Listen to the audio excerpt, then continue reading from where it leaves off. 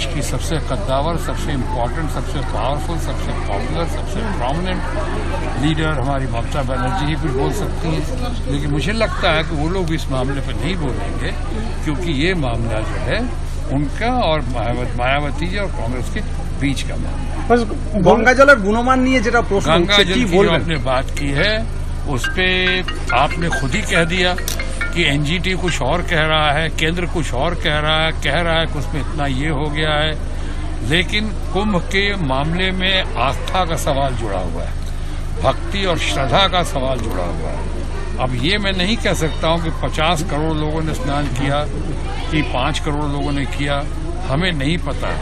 वो जो कह रहे हैं हम लोग वही मानेंगे, क्योंकि कुंभ में सबकी भक्ति है।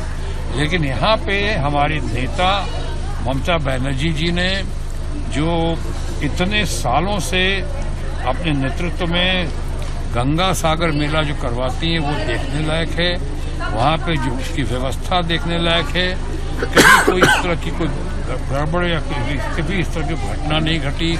जैसे कुंभ के मामले में या तो अग्निकांड हुआ या वो भगदड़ मची, स्टैम्पिड हुआ, कितने लोगों की जानें गई, अभी तक नहीं बताया गया है कि कितने लोगों की जानें गई और कितने लोग खो गए हैं, कितने लोग भीड़ में गायब हैं, कितने लोग गंगा की नदी में बह गए, अभी तक उनका पता नहीं है। ट्रेन एक्सीडेंट्स में भी कोई कहता है 15 लोग की मृत्यु हुई, कोई कहता है 18 लोग की हुई, कोई कहता है सैकड़ों लोगों की मौत हुई उसमें। मैं उस पर क्या बताऊं, मेरे पास तो सरकार उनकी है।